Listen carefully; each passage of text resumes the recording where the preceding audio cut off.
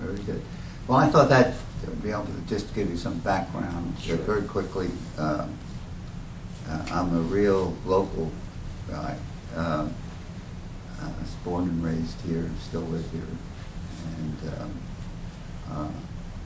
my mother was a widow with 5 boys, of which I was the youngest. And I used to play baseball a lot, off the old walls of Johnson & Johnson factories, dreaming 2 dreams. And one was to play for the New York Yankees, and the other was to work for Johnson & Johnson. Because I think that you all well know in academia that pre-World War II, only about 15% of high school graduates went on to college because it was Depression years. And I was fortunate. I was the first one in my family to graduate from college. And of course that was directly tied to World War II. I was in World War II, it was the Battle of the Bulge. And when I returned, I had a voucher system, as the GI Bill was, and then was accepted at Rutgers, Day School.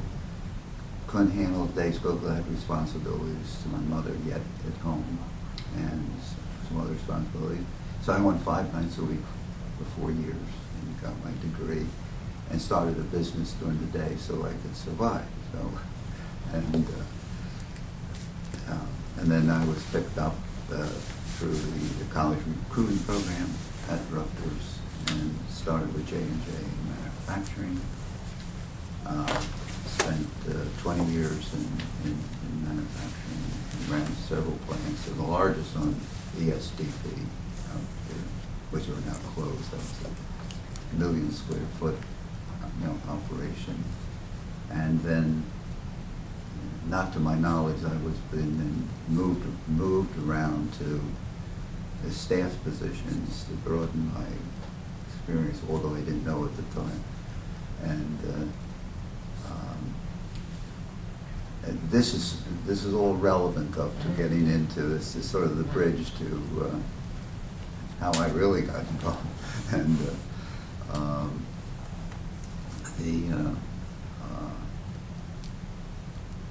then I was moved in through Johnson & Johnson, and then into the what we call the domestic operating company in those days, which was like the mother company and spawned the J&J, all other companies that were being built, because they were highly decentralized, were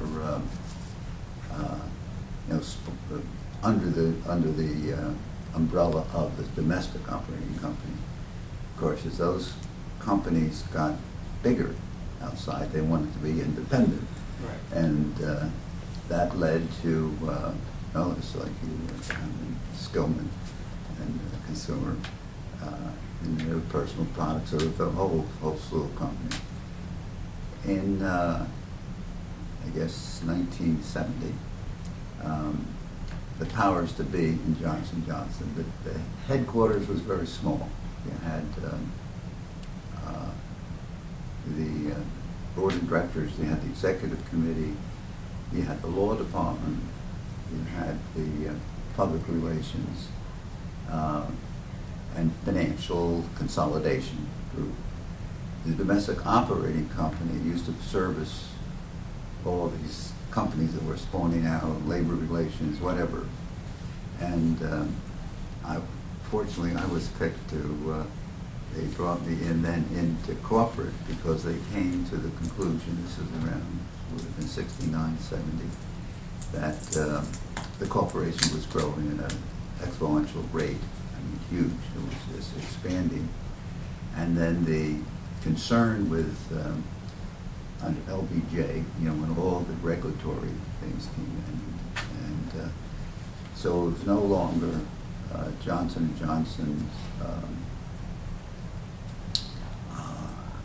Their main concern was that how do we manage this from an administrative viewpoint, and because no longer, if one J&J company got into trouble, it was all Johnson & Johnson from a public relations viewpoint and so forth. And even though we would discipline them anyhow, because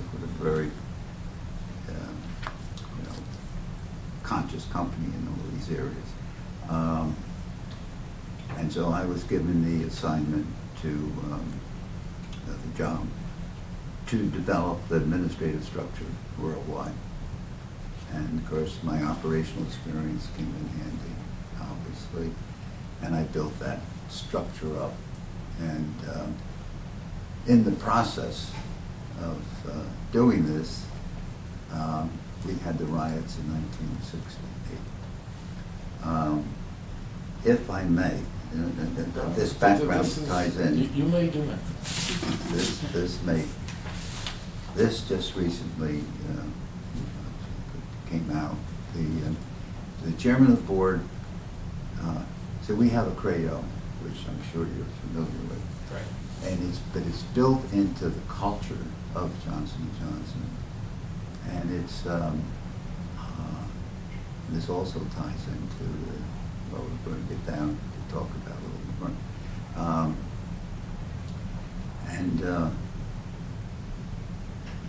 The current chairman, after all these years, it's probably 60,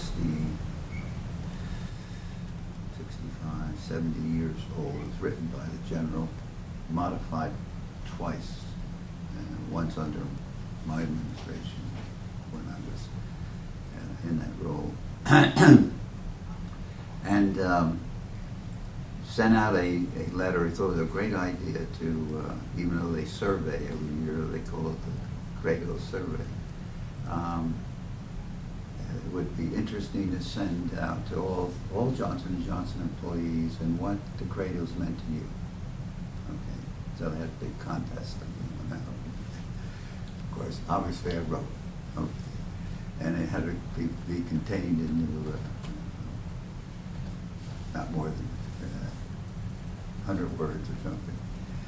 And I was fortunate to get chosen to be in the book, which is this book on the Johnson & Johnson's reflections on our Credo. And if I may take the license, take 1 minute to read this, because it captures, it'll save time in a way. And this is what I had submitted and they picked out. In 1968, our nation was rocked from coast to coast in many of our urban cities by riots and disturbances. At the federal level, President Lyndon B. Johnson convened a meeting in Washington of the CEOs of our major corporations.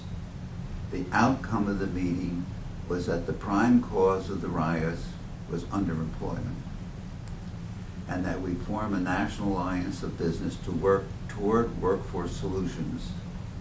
Our hometown, New Brunswick, was fortunate that we only experienced protests and minor disturbances.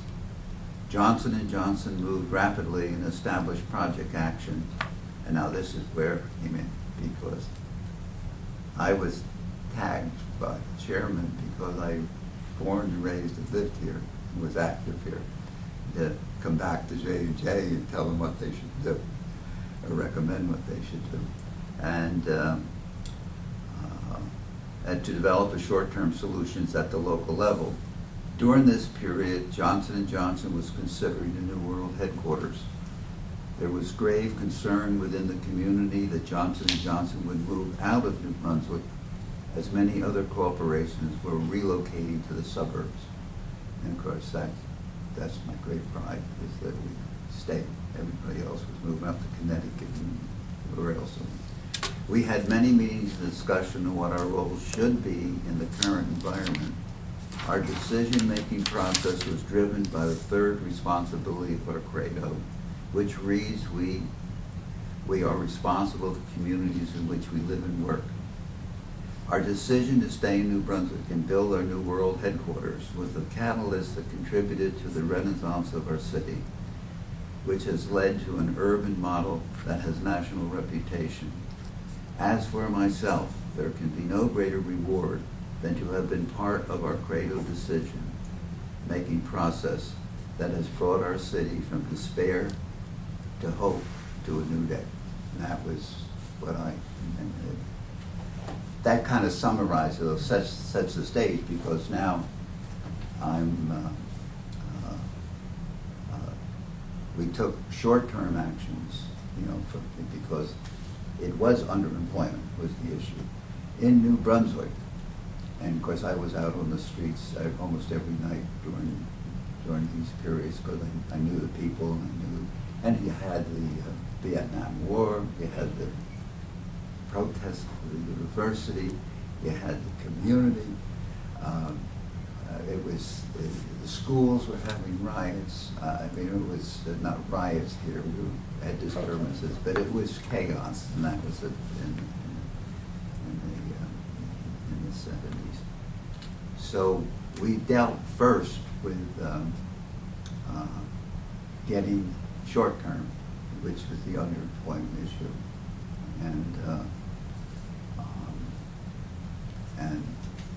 then following that, there were another several years. If you can talk a little bit more on that was the project action to Right, employment, right. maybe just what were some of the actions? Yeah, you thought and that's what, of course, what we did there is we which was sort of unheard of at that time, we developed a coalition between the Employment Service and the employment ends of our operations here in New Brunswick, and Rutgers University. I've forgotten I'm ashamed to, but I've forgotten the professor I tapped into who really was very helpful. I'm sorry for that.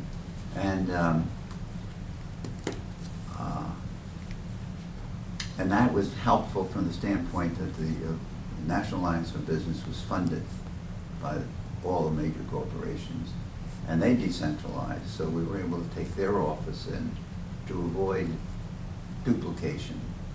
And it was the first movement towards some integration of the workforce, which triggered me because I ended up with a Heldrich Center for Workforce Development. And now that gave me the opportunity. And this was I'm sorry. To bring in some New Brunswick residents into the workforce to reduce unemployment. Right. Yeah, and that was where the concentration was the focus. And we were fortunate because we had a good base to start with. Because when you go to Newark and that area of Plainfield, I mean, we had mass destruction, and I mean, our ability to mobilize was great. And of course, I knew the people to go to. I mean, Roy Epps from the Urban League and the different key players, so that's how we got off the ground and addressed that very aggressively. But in the meantime, we were also discussing building a new headquarters, and where should it be? Okay, and it was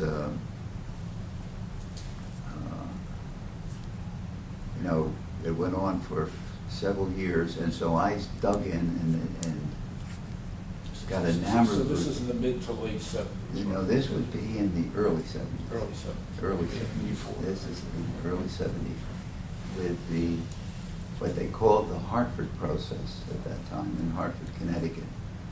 And Jim Rouse of the Rouse Company was a very socially conscious developer, and he's established an organization called American Cities Corporation, which Professor from Michigan, Leo Molinaro, who we become great friends. He's still Leo Molinaro, and he was in charge of this corporation, and their responsibility was to do feasibility studies, some of which could be addressed by the Rouse Company directly, and others to give some direction to the communities in which they were working. So I went up to Hartford, and I became enamored with the fact that you're going to form a coalition between the business sector, the private sector, the public sector, and the community. So conceptually, it was a wonderful model. American implementation Cities wise. Corporation, they were involved in helping foster the greater Hartford process? Pardon? Were they involved? Yes. Yes, Yes. okay. So That was one of those. One of those bringing studies, together of right, the public and right, private right. sectors. What conceptually I was sold.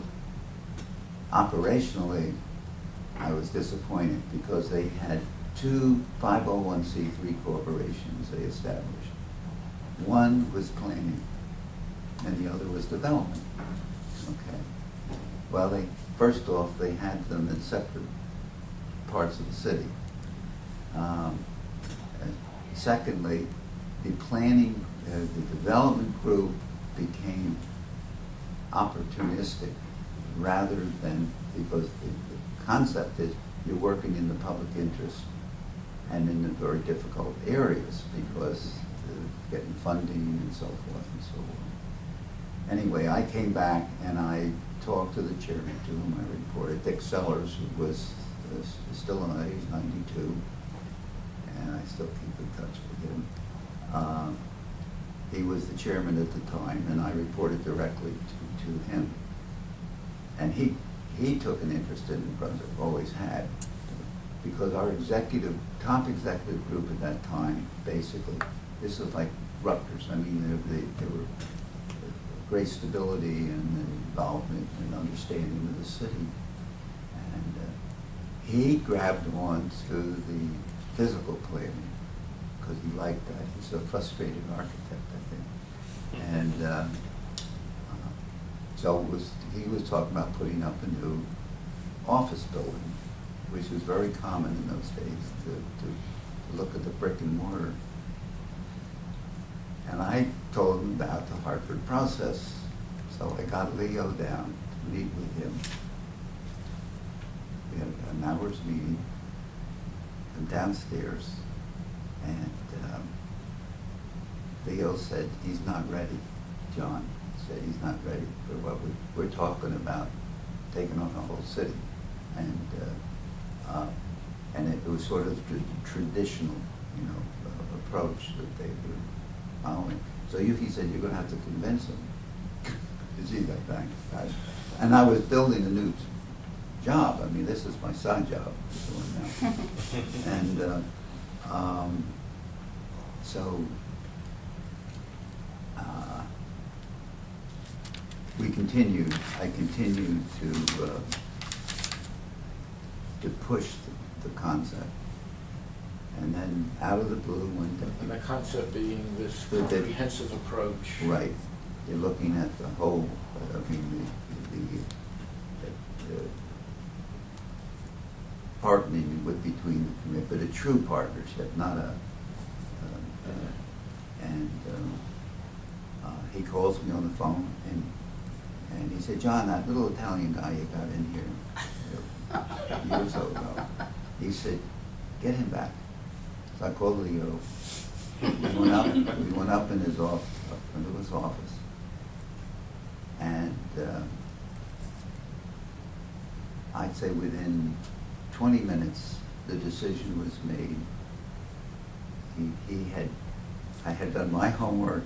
Leo came in and said, Leo said, so what do we do? He said, well, we need to really look at this and see what are the odds of turning the city around. So we have to do a study, always a study. That was very, very critical. And he said, okay, what's it going to take? And he became the convener within the community of the key players at that time, which were, And this is now Molinaro. Sellars. Sellars is at our J&J guest house, convened this meeting, and it was the mayor, it was the heads of the hospitals, it was Ed Blousney from Rutgers, it was a good cross-section of bankers. I mean, that in those days, we had 7 banks. 5 of the bankers were local. guys that grew up here. So you had this, and some of the community organization people at the meeting.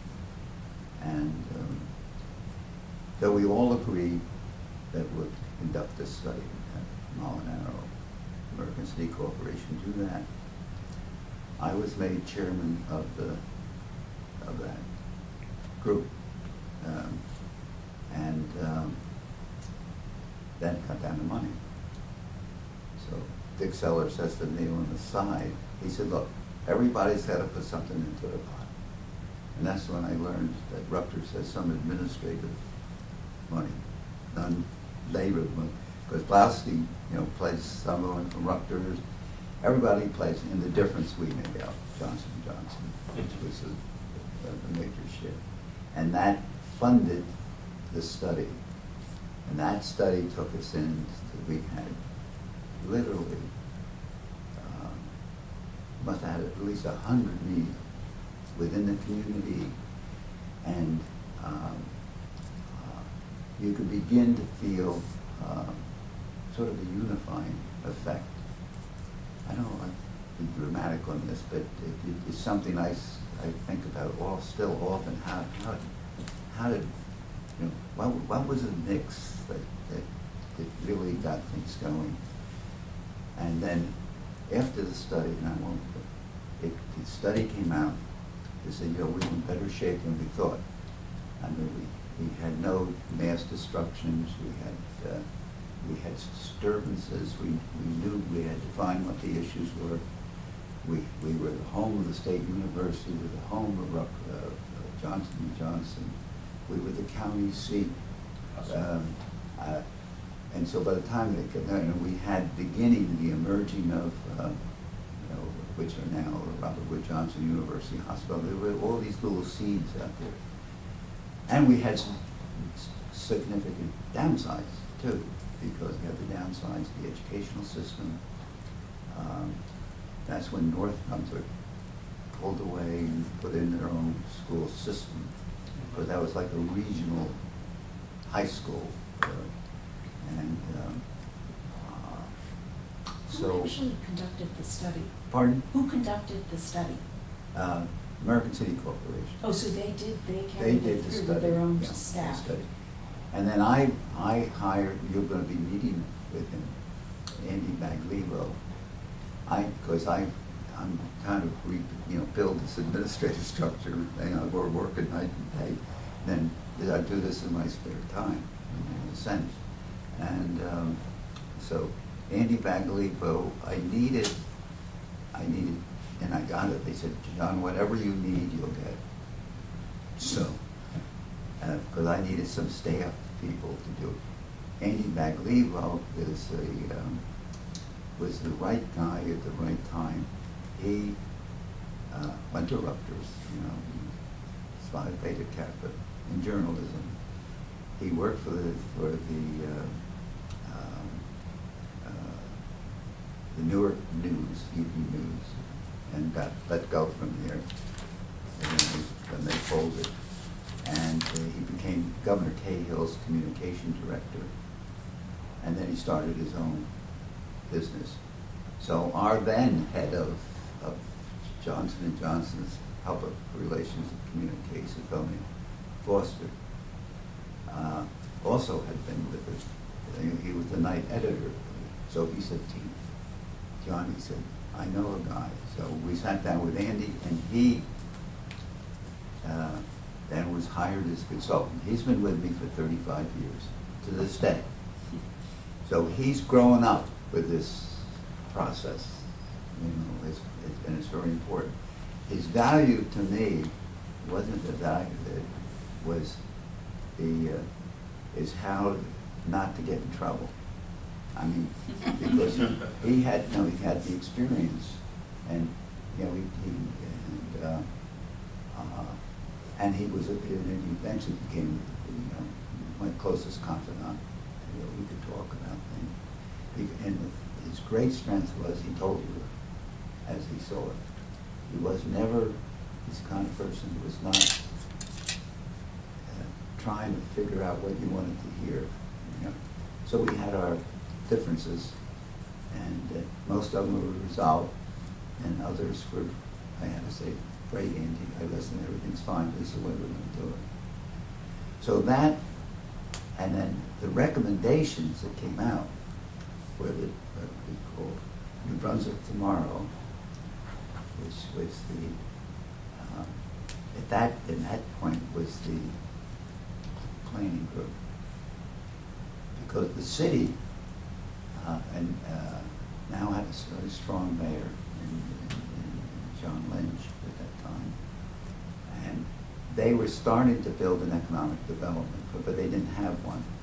So you had this 501c3 for planning, and you had a 501c3 for development, which was, now of course, the Brunswick Development Corporation.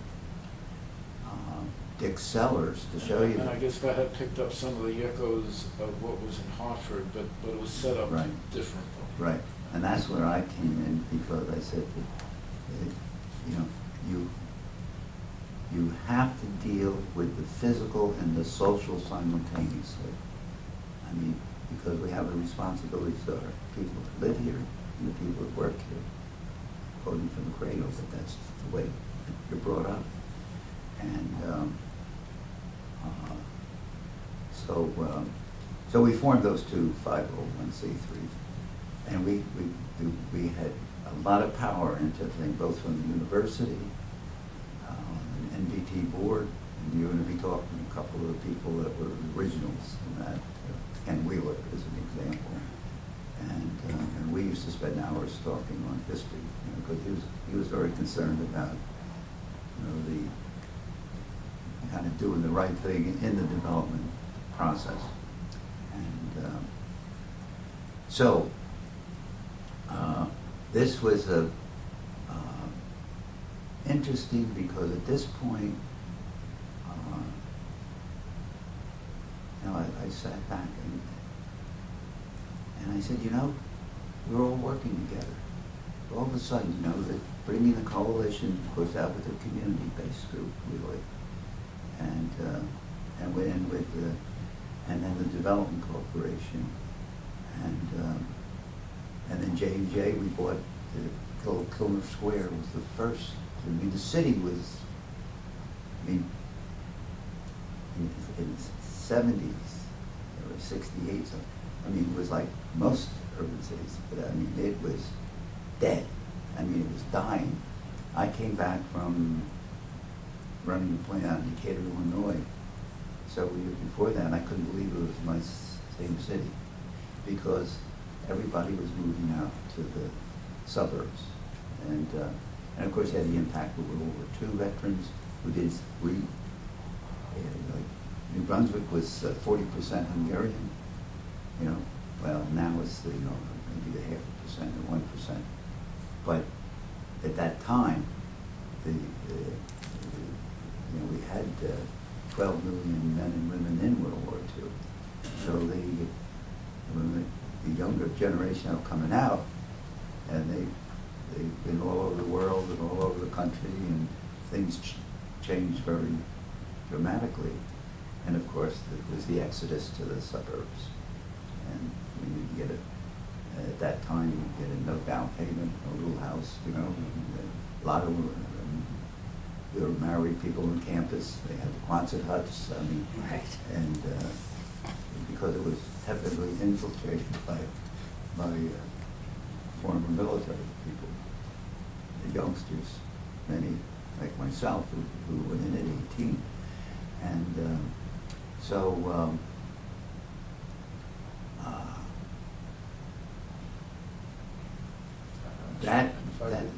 You can interrupt, because I know John Lynch, and I know there was a planning department. Right. I know they were part of this process, but how did they view this as? Oh well, that's what I was going to get to. Is take this little Kilmer Square as an example. We bought the land, and then we got the Kilmer tree, and it was the first little new park in the city in years. And we got comments, even some of my peers, you know, that's not gonna work, people are gonna throw stuff in.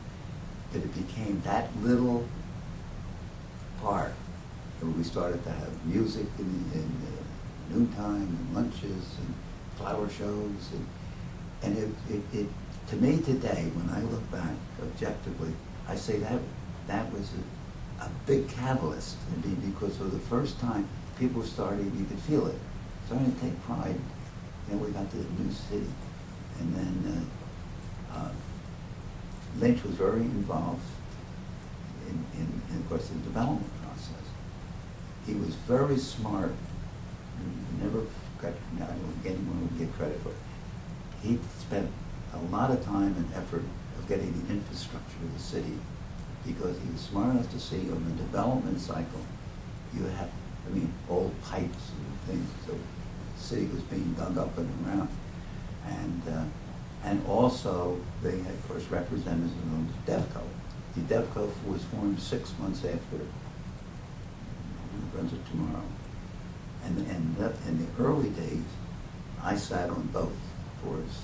And that was something, we had 2 for New Brunswick Tomorrow and 2 and reverse, so Devco on NBT. And the reason for that was to checks and balances, like the government used to be. So you had that checks and balances. And so some of the first physical projects, of course, were the It's what Plaza 1 and Plaza 2. Right.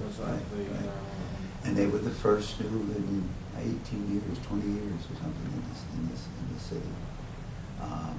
And New Brunswick Tomorrow, as the city economic development group grew.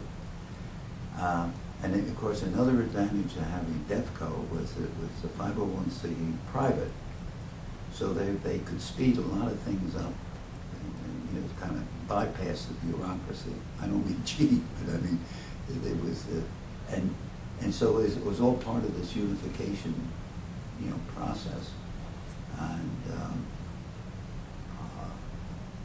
so we started to, you know, get software programs, which is it started to turn NBT, I did, because I was chairman of that, away from planning. And within 5 years, they became the social umbrella for the city. And I just... So the function of planning was then what? Now the city was better structured to do some of that planning, or? Yeah. Well, first off, we had the we had the planning work that was done, you know, from Molinaro's view side. I mean, there was a lot of planning. I guess it was the Raymond Parish and Pine studies. Right. There was the Mayors and Schiff studies, so which right. all came about. I've got them all over here. There was a lot of planning going on. Yeah. We had a lot of plans. So you didn't need NBT to do And that's when I said, we had literally... But that happened because of the initiative of right. NBT. But we also had, when you really dug in, and I found, we probably had 50 plans in the city that were done, you know, I mean, but nothing ever happened. I mean, now that was how it was formed and developed over time, and this I'm a great believer. My staff used to drive me crazy, and so they keep things simple. You know, and I can refer to this. I don't forget what I want to.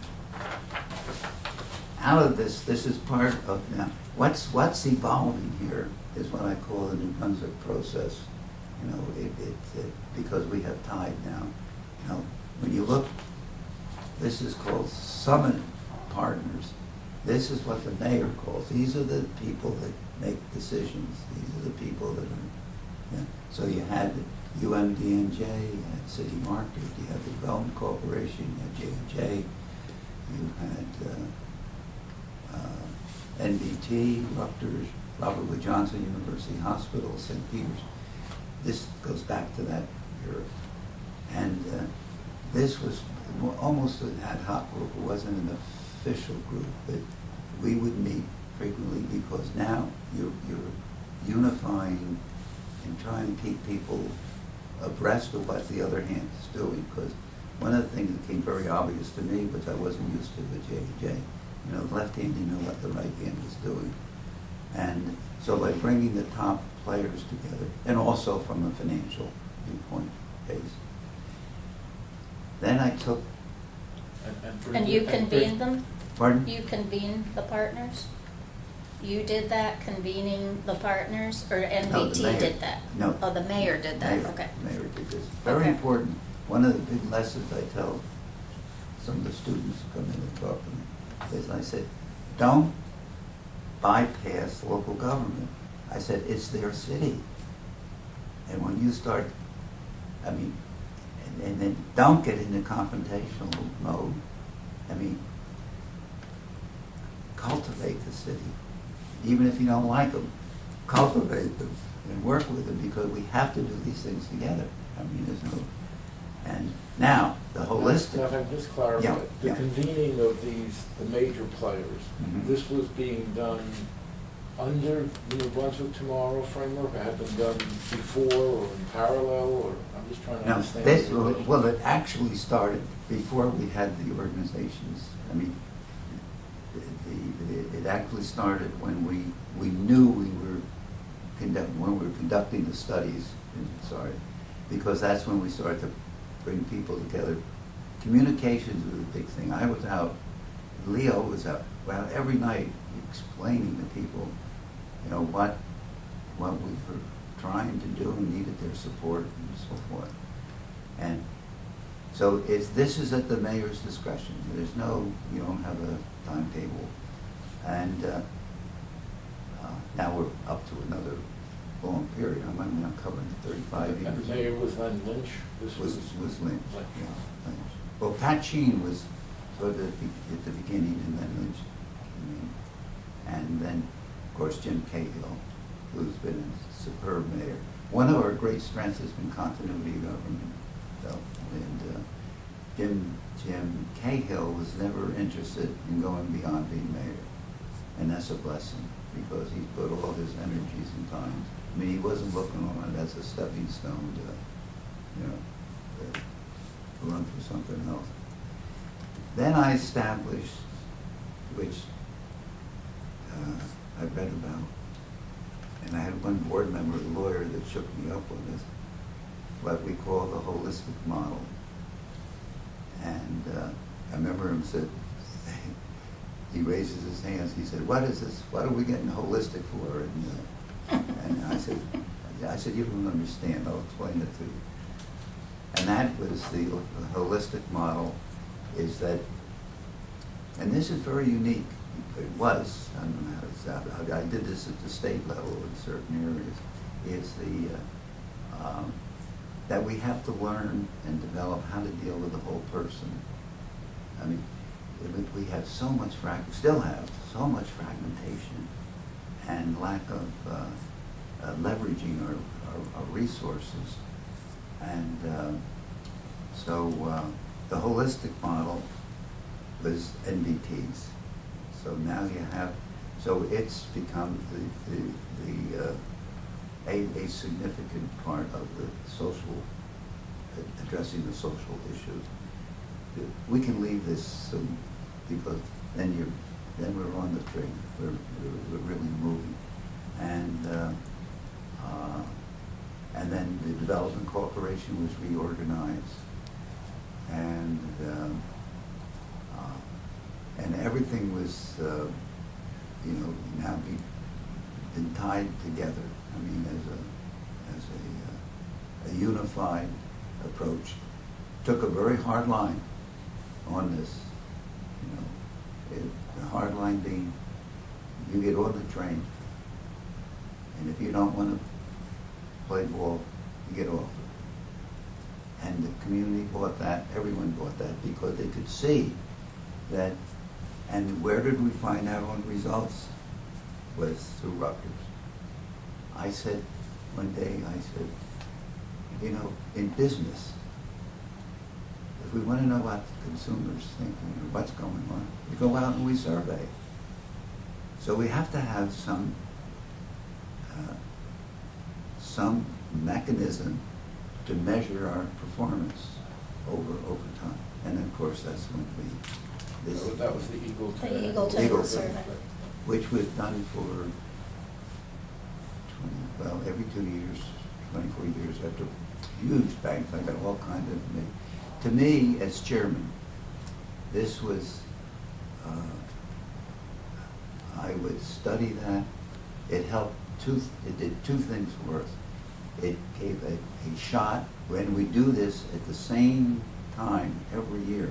And it took a while to convince a few people, because the politicians wanted like a movable feast. I mean, they wanted to pick the best time to do the survey. Mm-hmm. And I said, we do the survey at the same time every 2 years. It may be good, it may be bad, I mean, times, but that's what we should do.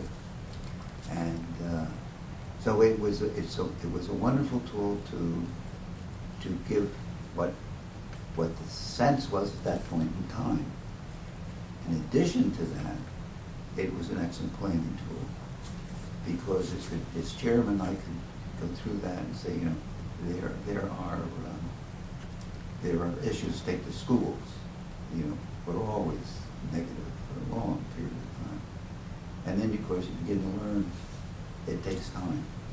I mean, the physical was great. You look at the survey of the physical. I mean, you know, because people can see it, they can feel it, they can see the change. But the social changes come slower, and so we would, you know, we were addressing that issue. So then I would, which they still do, you know, have a meeting with the full board, and we would go. And then Devco itself was then going heavily into planning, because now the physical was starting to move. And as I often say, what we did is we did the groundwork, we laid some of the first stones, and we have a new generation of, and the thing that concerned me always is I applied the same thing I did at J&J, that who is replacing you? What's the depth of our organization? Starting to move people in. So now we have, see what I'm going to be 84th, but you know, now we have a base of say 40 to 50 people in most of the key spots, and that's. And this is through it. You were referring to NBT and Devco. Oh, and the yeah, other institutions. The cultural center people. I mean, look, the university. The major players. Yeah, the major players have all, you know, and we paid a price for some of these things, particularly in academia, because it takes so long for you to replace somebody. Yeah. And so you have these long gaps, and then when you have gaps, you lose ground. Mm-hmm. You know? And I think the rule of thumb is, at least Carl being more because he said, I remember the first time I said, Carl, I said, we've got to get more faculty. And he said, well, it's going to take about a year. I said, a year? I said, It's actually taken 3, right? Yeah, it takes longer. So, Can you speak a little more about, because I think that's one of the more unique aspects of was the annual survey. mm-hmm. Like, which you view, and now I appreciate that it was like a consumer survey. Mm-hmm. You know, how that led to modifications in your priorities and actions.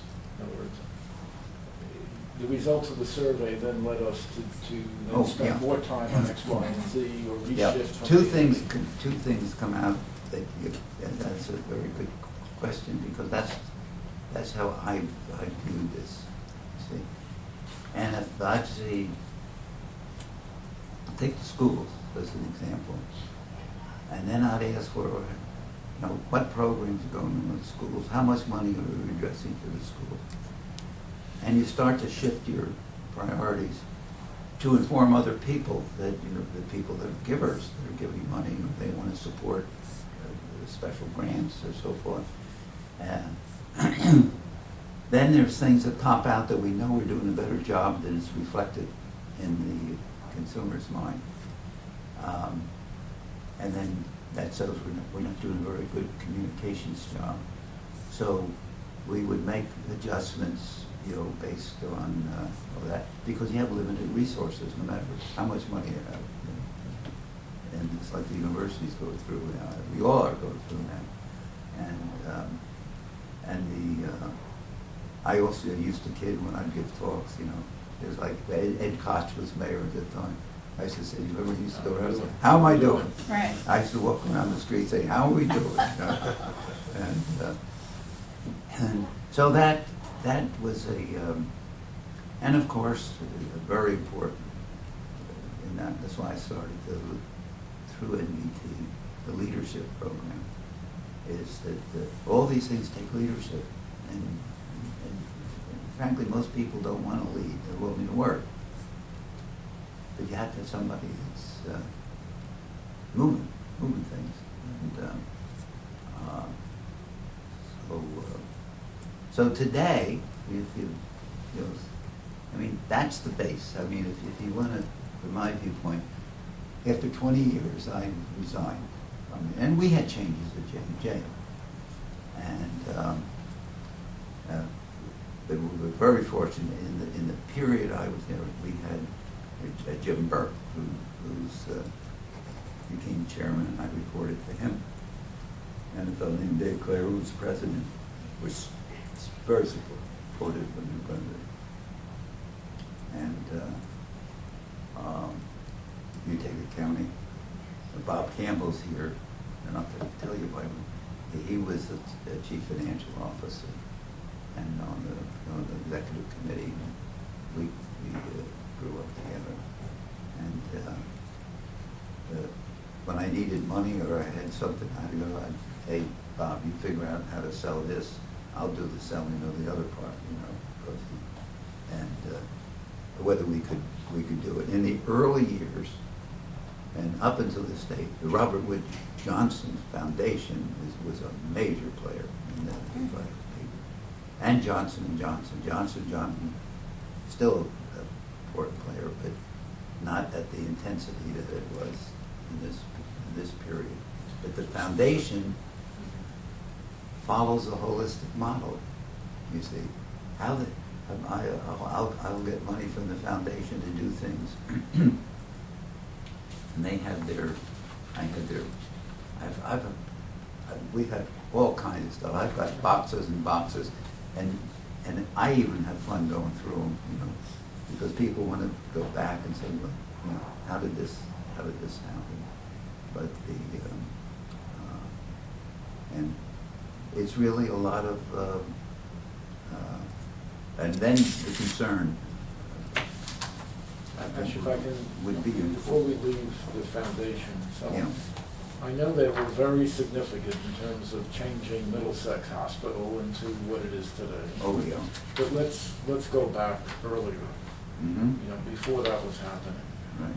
Where were they in this process with the Robert Wood Johnson Foundation? Where were they? Right, Early were they on. involved in NBC? Well, they've always been, first off, remember, it's a health related. 90% of their funds go to health.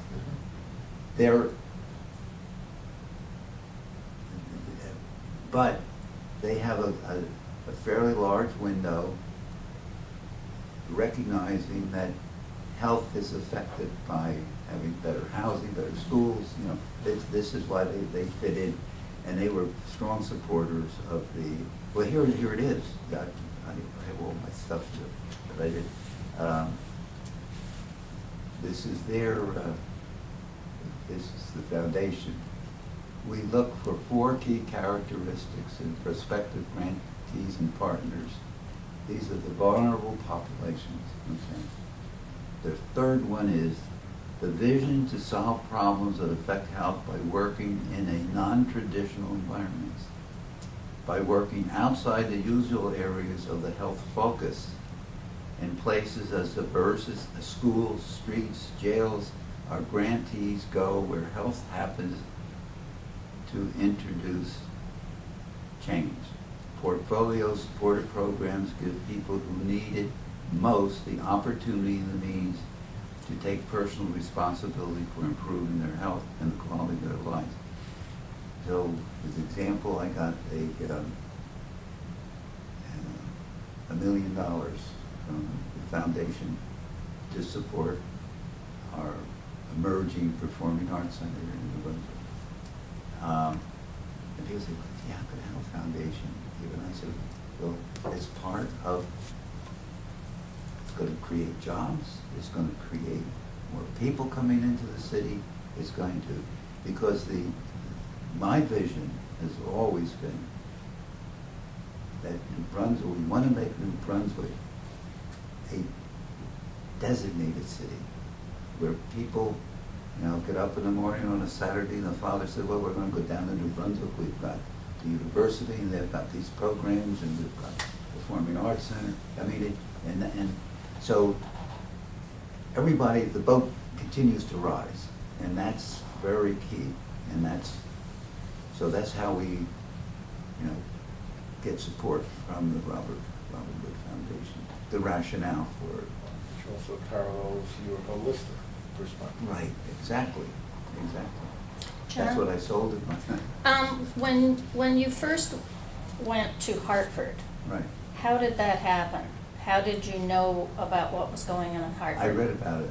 I read an article. So you were the one who took the initiative to go to Hartford and find out about it? Yeah. As part of your having to deal with the underemployment issue? Right. So I became a student of, not an academic student, but a student of the urban. I visited over 32 cities over my career on this issue. And that's... If you can talk a little more about that, just what you just said. What? Visiting 32 cities. Yeah. Well, they would see, every city has been trying. Every city's been have their program. I was very sensitive that, that when I was invited out, not to be in the position. This is what, kind of one-upmanships. I mean, we're trying to do, and I would always preface things that way. But you do learn, I mean, I was out. Now, Leo Molinaro was a big help here because he would set me up in many of these, and we'd work together because they started the same program up in Hunterdon County, and I said, Hunterdon County, they have no problem, but they were having problems too because of so they modeled some stuff for us. Sasha, you came to American Cities Corporation through your visit to Hartford, not the other way around. No, when I read about the Hartford Process, they mentioned that, and that's I got, but I was reading everything that I could at the time, along with my regular job. And the other, within New Jersey, besides Hunterdon County, you're looking at what, Jersey City, Newark, what others? I've been out, we visited, of course, Camden's been I've been down there a couple of times. Leadership's important, as you know, and the other thing is, every other mayor ends up in jail, and so, it's a tough area. And Trenton, they've had an economic development group, but very fragmented. I'd say the weakness in a lot of the cities I visited is that they didn't have our unity, what I call unity of purpose, and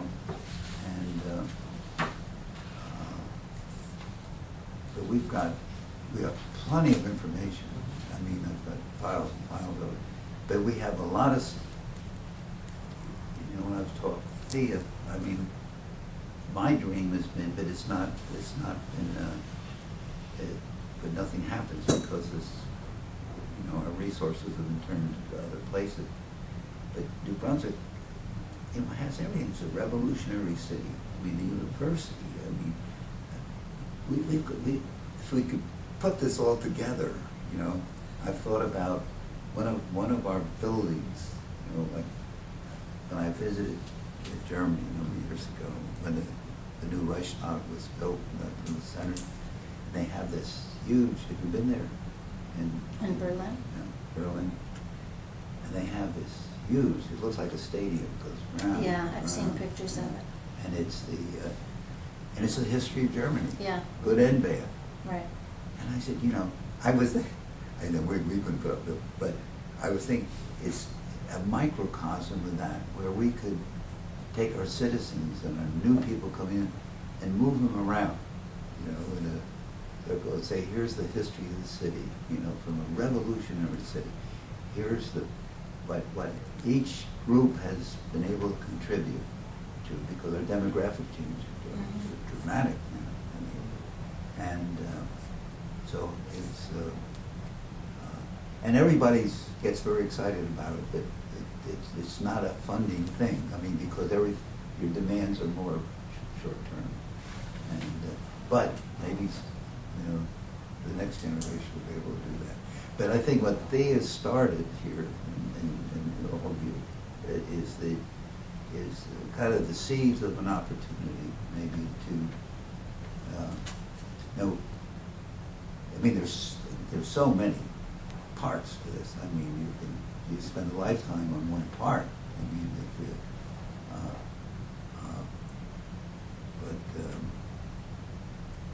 it's like they've done.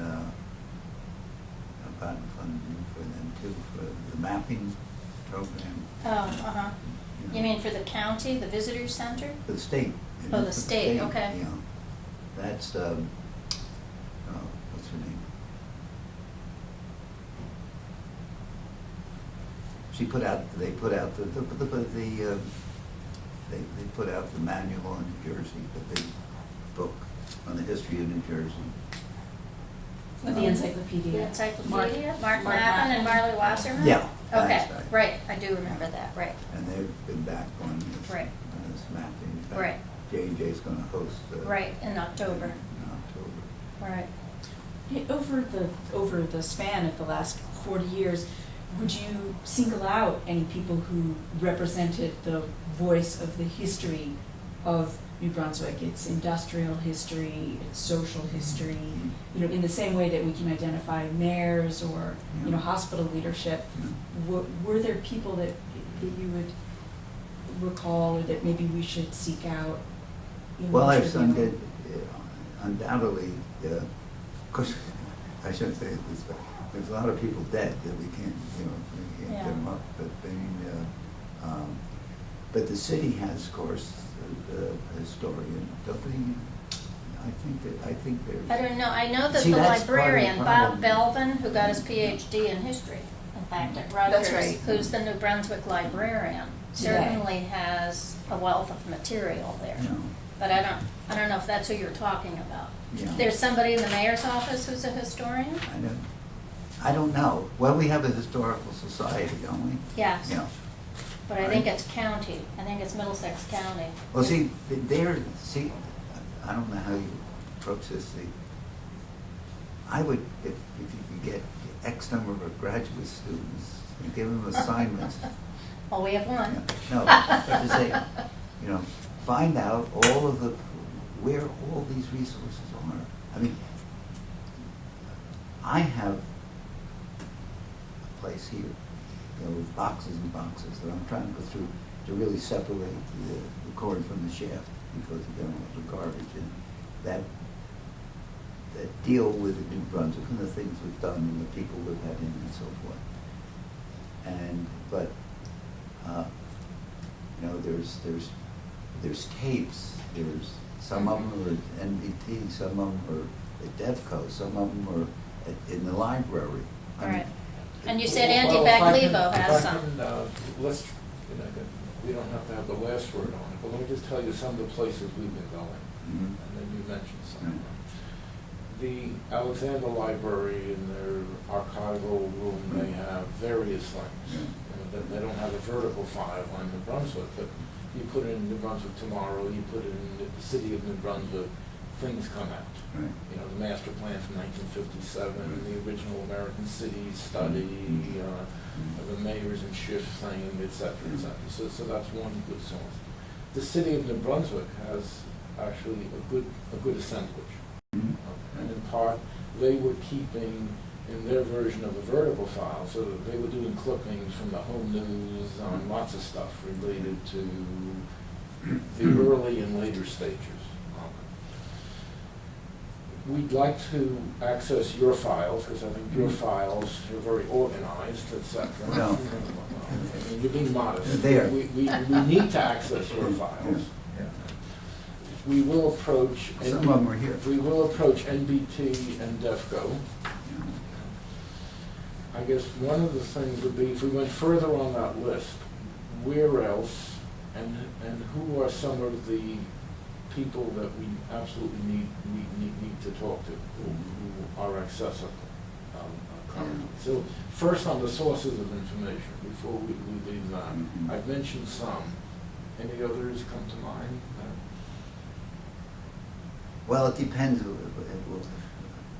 You had mentioned to me Andy Baglivo probably has a lot of files in his Or office. he knows where he In knows Metuchen. where they are. Okay. You know, I think the core of it is what we've really covered. Although it depends on J&J must have files. You get from a history viewpoint. I mean, you've got St. Peter's Hospital just put out the 100th year. I mean, there's all these are part of bits and pieces that. That's right, they would have received And copies of they, the meeting the whole minutes. history of Robert. See, I don't know what they do within the hospitals. Mhm. That's a good Those big, question. all the big institutions. I mean,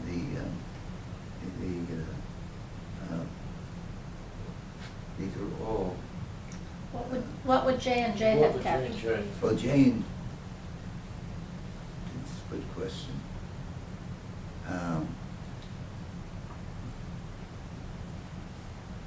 They have, yeah, they have a. I'd have to check on that. They have it. I'm not sure what they've kept in it. I mean, you know, there's a lot of J&J, you know, from the general all the way down. And as you talk to some of the people who've been involved,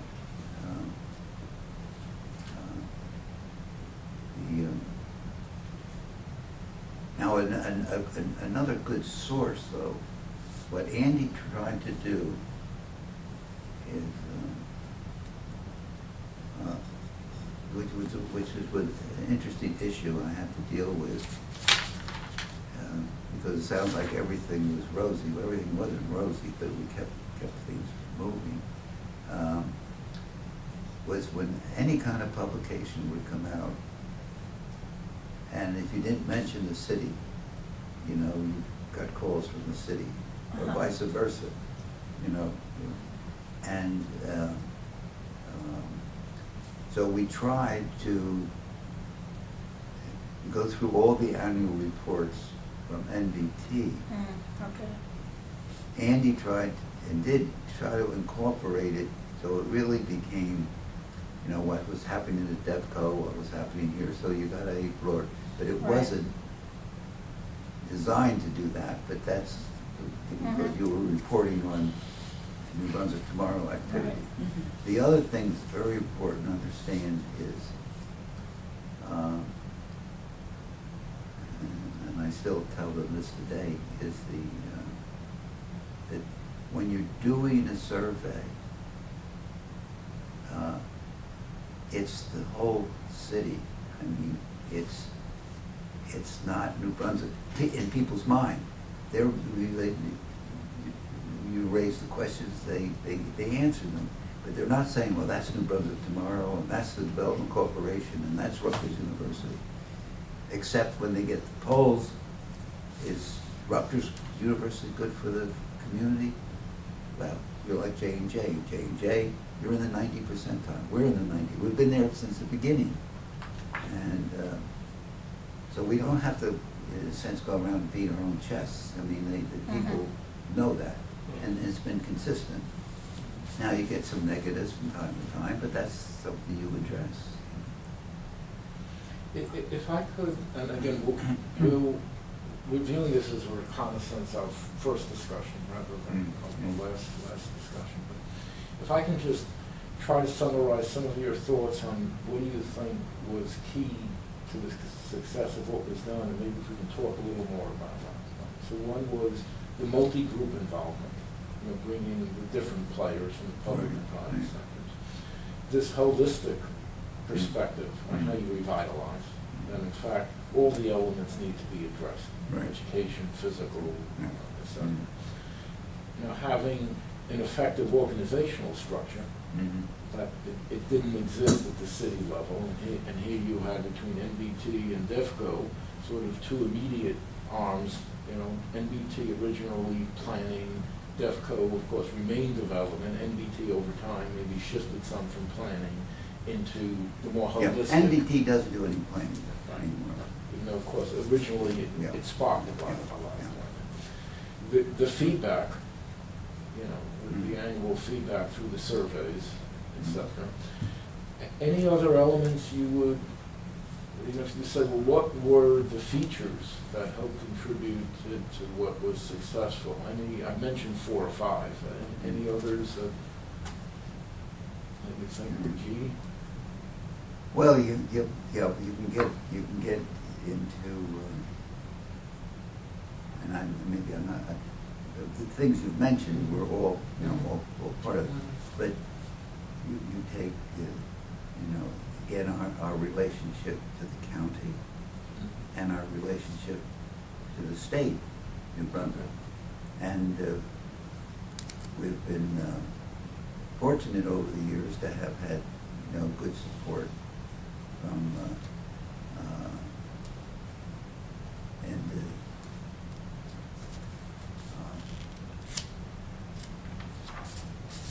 and that gets in like well, the bridge situation is an example. I just point that out here. I mean, we could not have a lot of people felt that J&J was being a little hard-nosed here, but we were we were going to stay here in New Brunswick. We would always have had a presence in our new headquarters, and that it was very critical that the bridge, be done, and because that was held up, as we discussed earlier. But it was, I guess it was, which governor now? He's 90, what is he, 90 now or something? Byrne, Governor Byrne is we had him down at the time and said, because everybody wanted to know, is J&J going to move out? And he said, well, we can't accomplish the objectives of building the groundwork for the renaissance of the city unless you deal with Route 18. And of course, years later, they do it again. And then that was approved. Those kind of things. I mean, there's big. And also, it's not just to the county and state. It's the county to the federal government. And that really, of course, when you meet with the mayor,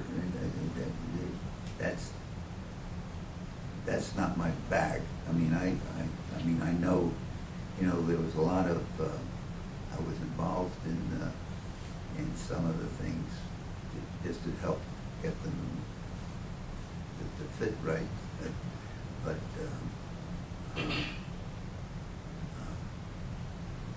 see, my era stopped. I got a which I enjoy. I can tell you this off the record, is the biggest healing. Yeah, I got a sign on my door that says Old Sage, you see, and that's, so it's a nice position to be in. So, You and should see I some of can the talk pictures and I out can there. suggest that I can give history and I can do things, and I don't have to worry about making a decision. You know. But, John? but I love the city. I mean, it's, and we have come a long way. And we could, an example was the, I'll tell about myself now. I was at the 10th floor of the Heldrich. This goes back maybe right after it was open. And I was standing there looking out over the city, and as dusk was coming in. And I said, there's something missing. You know, I was looking at the city. And of course, it was the importance of the Performing Arts Center to bring life to everything. You know, it was somewhat analogous to people saying, what keeps J&J together? You know, in 350 countries of the world, you know, our credo. That's the common denominator. It's our credo that keeps us together. If we all follow a credo and do what we're supposed to do, we'll be okay. And that excited me a lot. You know, so I've been heavily involved in the Performing Arts Center, you know, raising money and trying to get. But we're and that's going to be a boon to the city, because we do know today that none of the arts organizations, they're all in debt. You know, they're undercapitalized, and there's a lot of duplication. And so administratively, not if we can accomplish what we see, it can be accomplished. There'll be very substantial amounts of money thrown off. Plus, if it's part of this is you know, a new office building and a condominium, so you get the air rights and you negotiate that, get the money to drop down for the arts. You know. As it's done in New York City, isn't it? Yeah. The Broadway theaters, Right. part of survived by selling the air rights. Yeah. You have to have demand. Okay, so part of the reason why I asked on what the elements were was the concept of transferability. You know, again, what were the elements that led to the success here? Let's talk about if you had these elements of multi-group, holistic, organizational structure, feedback, you know, good relations with the full gamut of the political system, et cetera. Would it work in tandem? Or what also distinguished New Brunswick is a coming together of economic functions that aren't always true elsewhere. So, Yeah. what I'm saying is, how transferable is this model? Well, my answer to that is it's leadership. I mean, you can go down. I've been down to Camden twice. I mean, to share information, but you know, it's so political side. I mean, it's and Trenton itself, I've been several times, is you know, a many splendor thing. And when you say leadership, do you mean public leadership in the public sector or private sector, or what type of leadership? I probably shouldn't get into this, but what I'm saying is that we haven't demonstrated providing the ethical and competent leadership to drive to do the right things. Everything's political. I mean, this state is the most political state and corrupt state in the Union, as far as I'm concerned. And we've got to clean that out. It's like cleaning out the anything where, but it's, but the people have to rise up. I mean, you talk about this, and everybody agrees with you. They say, well, that's New Jersey. You know, it's like, I know.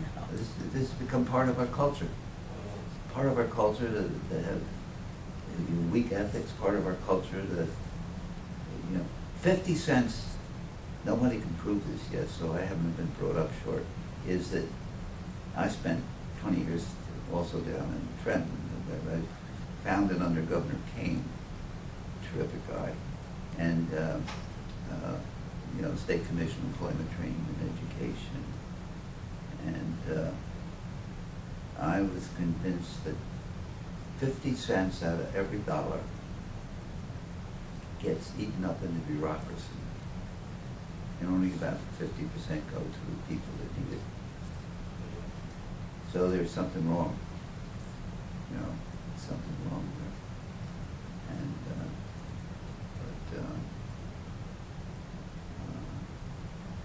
but so what I guess I'm saying is that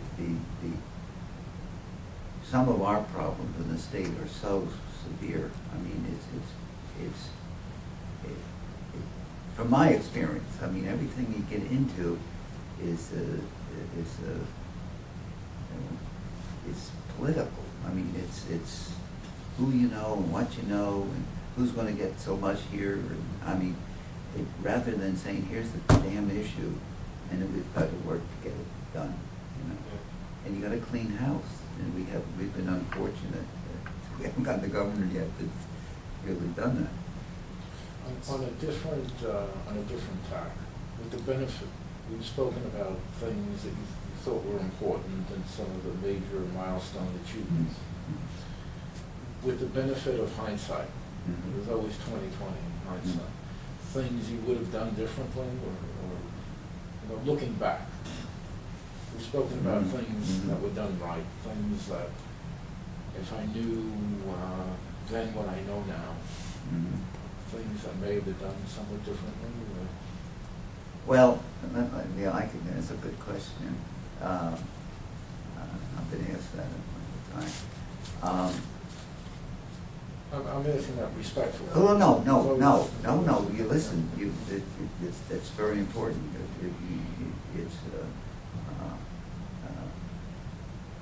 I think I was in an era, that when you're building the base of going forward, I conceptually would do the same thing.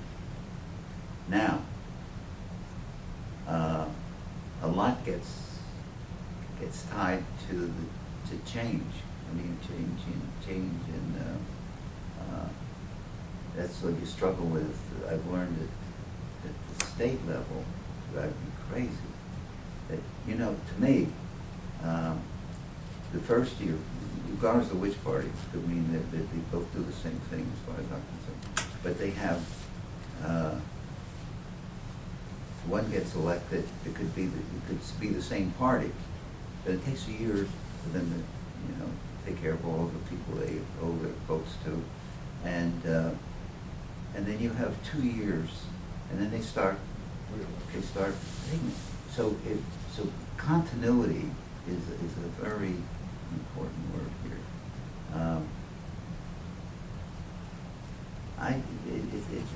It's an annoying question because it's hard to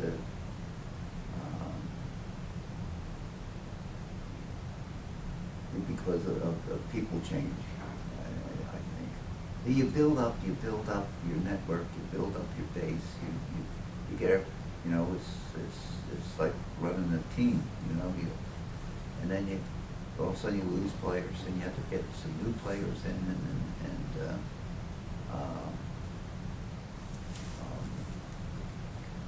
but we still have great opportunity there. I mean, it's well, to give you another specific, which we didn't know as much about, technology.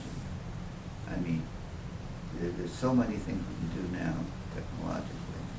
I mean, other things I've mentioned to this day, I said, we've got 400 agencies in New Brunswick.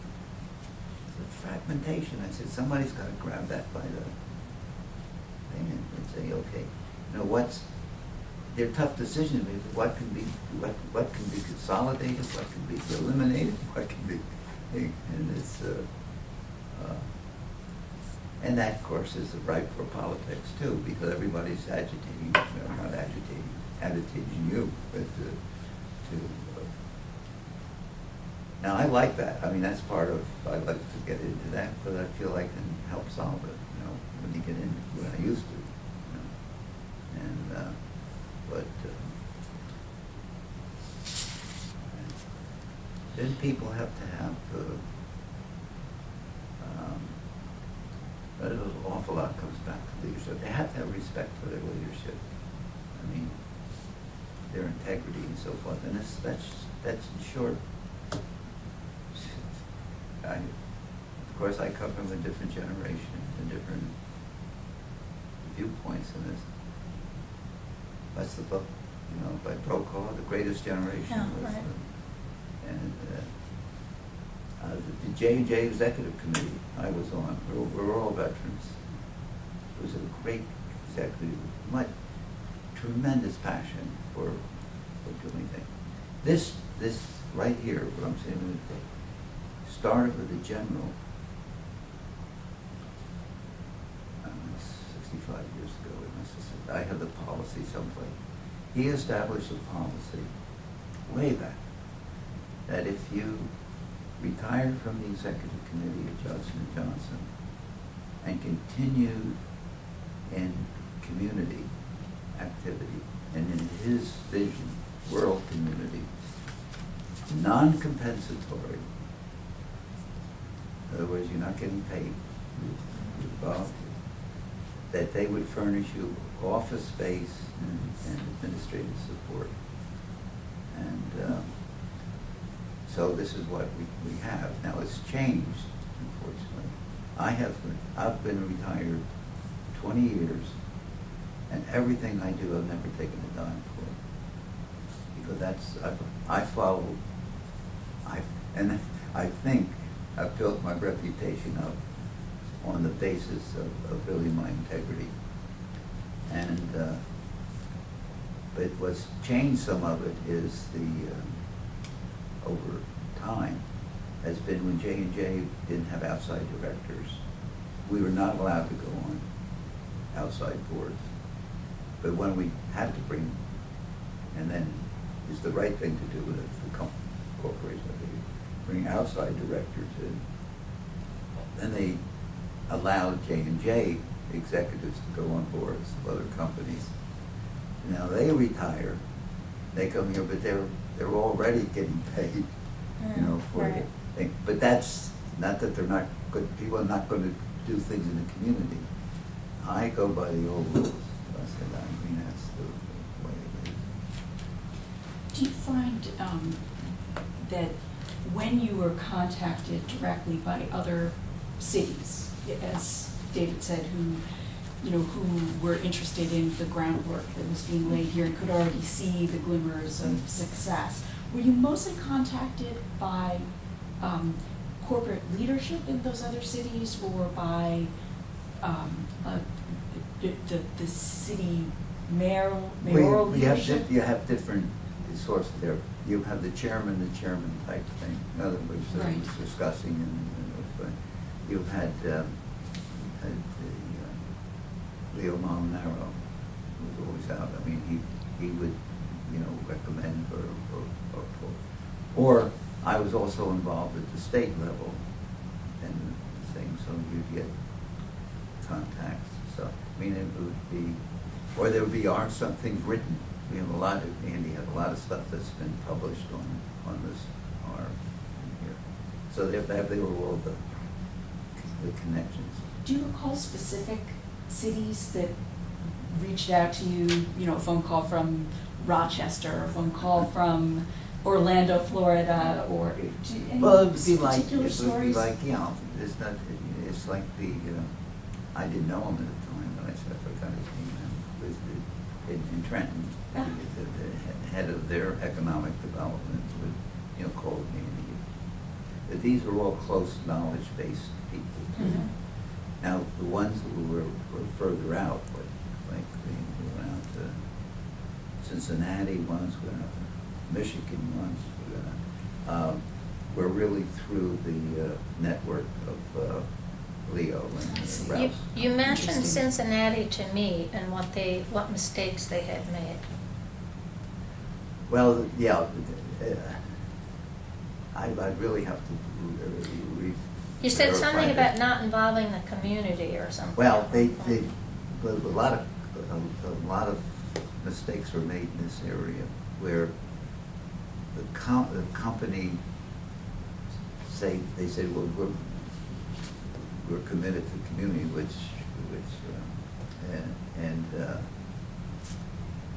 we're going to put up, we'll put up new housing, or we'll, but they were making it unilateral. In other words, they go out and they do these things, or they put up a new office building, and that was like their contribution to revitalization. And of course, the people, the community was upset because they said that nobody talked to us. Right. Nobody asked what we felt the needs were.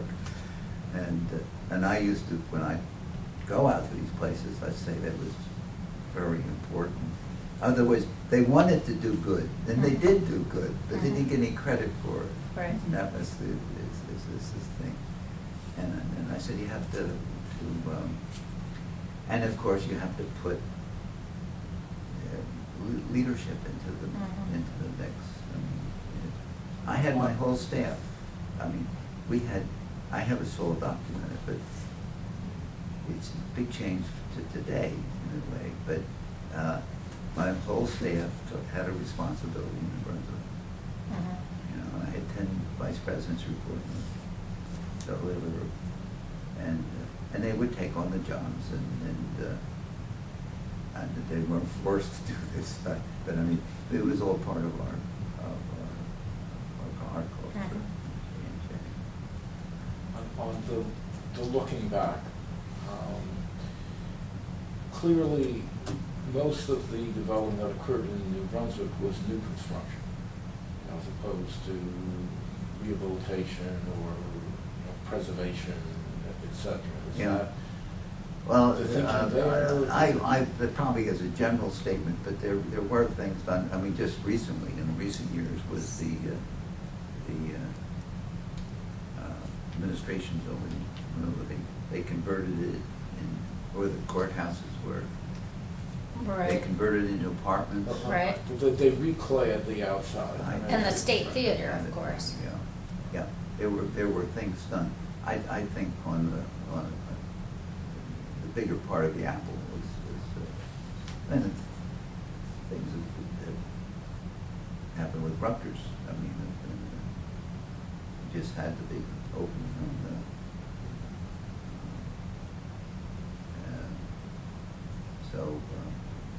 Yeah, I'd say it's a larger percentage. But you're going to be meeting with Chris, right? Chris, yes. And he's been around long enough now. He's been the avant-garde of this. I mean, we've made really from the days I was involved. These are leaps, big leaps forward. I mean, when you put up 2 buildings, you know, we thought was fantastic. You know. And then of course the J&J headquarters, and the Hyatt, and all those things. It's all J&J. I guess one of the more, and I even remember this, one of the more controversial areas was the Hiram district. Because I remember when I was working with Kenneth Wheeler at the time, that there were more public meetings about whether you preserve those buildings. Right. And I guess some of them were like where the Frog and the Peach is.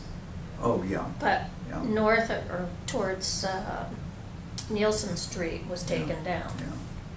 But I remember at that time, I guess there used to be. Yeah. I reminisce with Joe Black, who, you know, of course, he's the owner. His wife was the chief.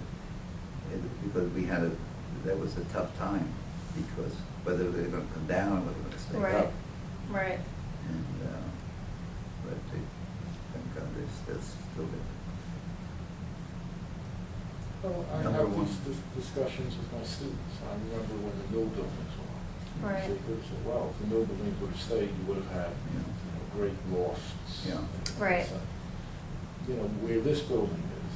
And on the other hand, you know, these were buildings serving, the new buildings were serving functions that were important, so it's not all that easy. Hiram Street was always a good point. It was the Right. oldest remaining portion of the city by the river. Right. So that makes sense. And they've done, I think they've done I mean, the critics will always be the critics, but it's the, you know, this mayor and the administration, I think, have done, you know, a pretty good balancing job between affordable housing and because you need both, and that's very key. You got those housing projects down. I mean, whoever dreamed those up in the day, they were about as conducive to. It was like a jail. It was right. I mean, New put it right Brunswick on the homes. highway. Yeah. You know, and it was very difficult. Yeah. Those were constructed in the mid-50s, I think, the New The Brunswick memorial homes. In the homes? 50s, yeah. I think it was 50s. 50. Yeah. Another area, is the level of involvement of the neighborhood groups in the communities. Actually, when you go back to some of the founding documents, like the American cities, you see how there Yeah. was, like, you know, just like there was a church group that was involved. So Yeah. clearly, in its times, there was a lot of outreach. Oh, yeah. Could there have been more? I mean, again, looking back, and you know, if you were doing No, I don't- things, if you I- were doing, I- if we you were wouldn't be doing here things if it- today, if it- would if you it- have to have done more? I mean, It's difficult. I can always do more, I guess, but I mean, it was, now you'll be seeing Roy Epps, yes. I assume, you know, now he's been with me on this from also the beginning, you know. The people have been, and you get a little, which is good, you'll get a different perspective to it. But we have, the kinds of things that we have, I just pulled out a few things.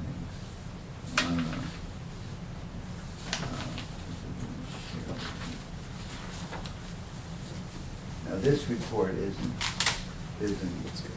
public yet. It's the foundation, because of the amount of money they poured into the NVT over the years, they engaged a fellow named Bill Bunch. He's Philadelphia Daily News political writer.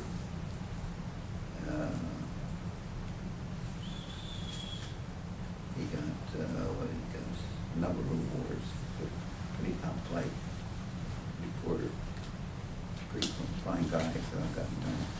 Is that he was engaged by the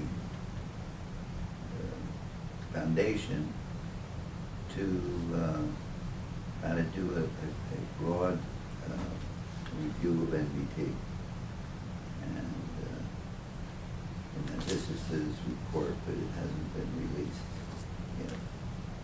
But it's also another interesting, so because he spent a lot of time. I mean, he dug up a lot of things on the process. And once that is something I think all these things will be helpful. And you said Robert Wood Johnson Foundation funded that? Yeah, And it's a study of, it's a review of NVT. right. It's historical as well?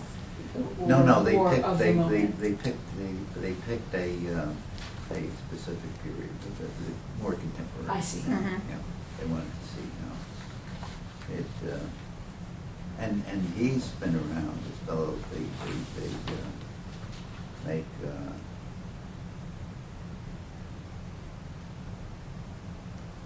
maybe gets into, well, he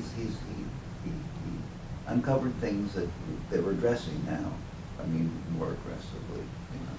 And one is the impact of the demographic changes in the social setting, because very heavily Hispanic, you know,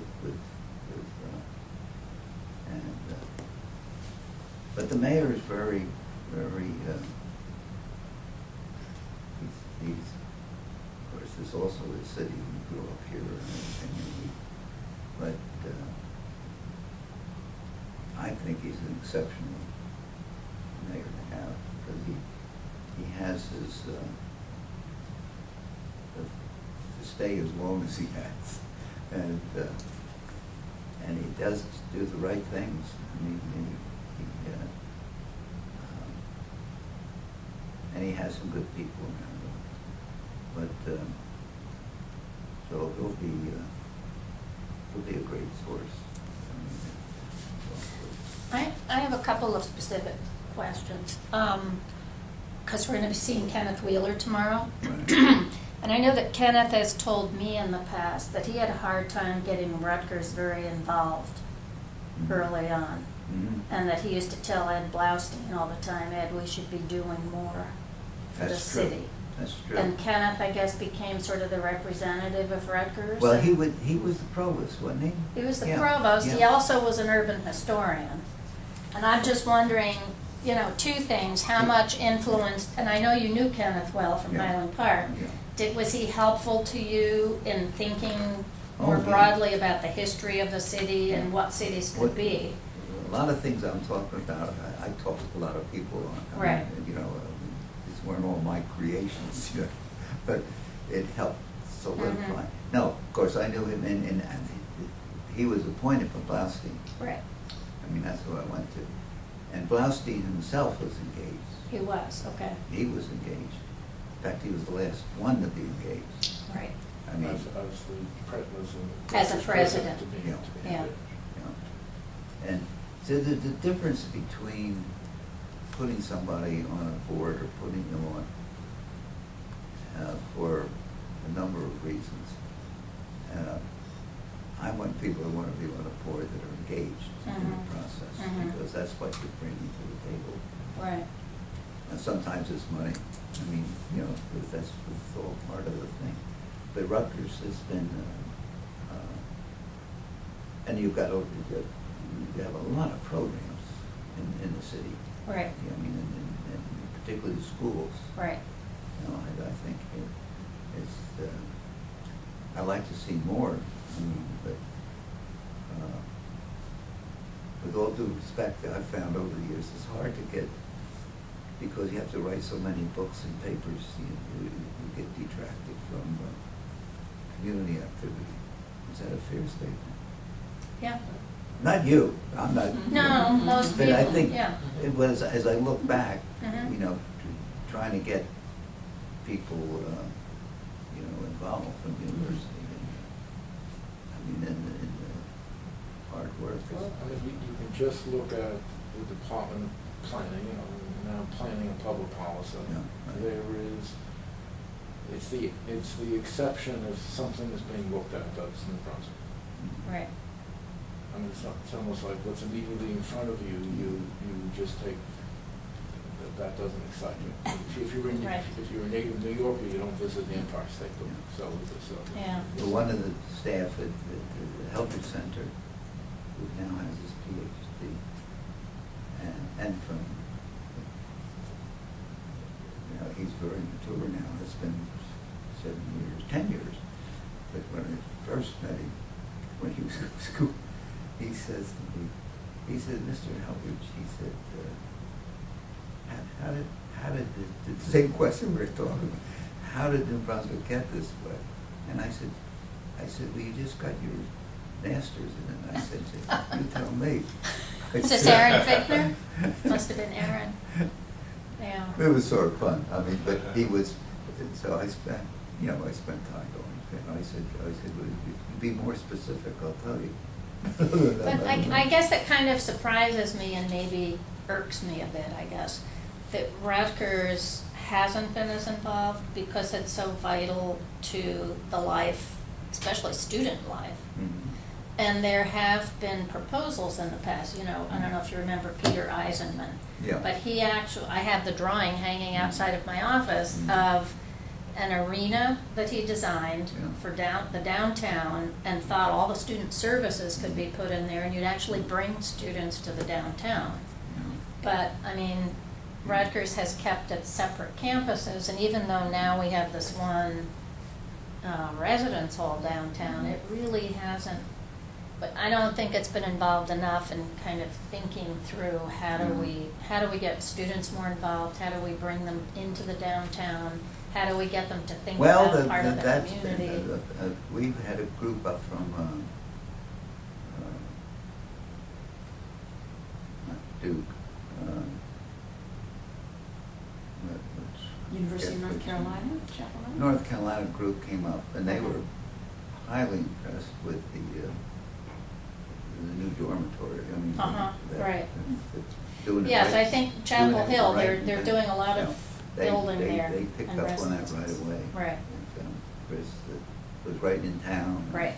And of course, I guess it's mostly graduate students too. isn't it? Or- They're undergraduate there Oh, too. they're undergraduate Yeah, students. both. Yeah, yeah. Yeah, from my observations, I think there's been a lot accomplished between the university and the collaboration with Devco. Stresses and strains, always have stresses and strains. But the initiative was always taken by Devco, as far as I can see, rather than the university saying we need to do this? Or do you feel the university took those initiatives? Well, that I don't.